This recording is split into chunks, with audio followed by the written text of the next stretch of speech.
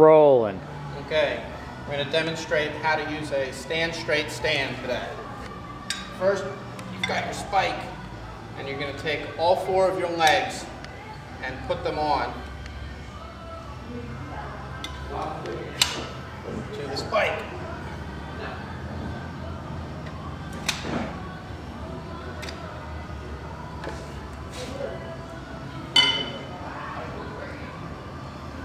If I can figure it out.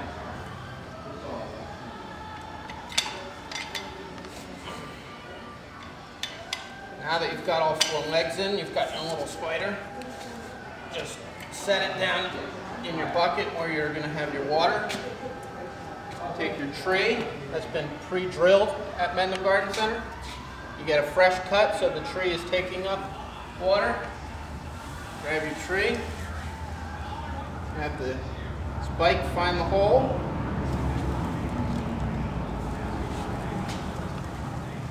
Spin her around, make sure she's all the way down on the spike, and she's done. Feed with water.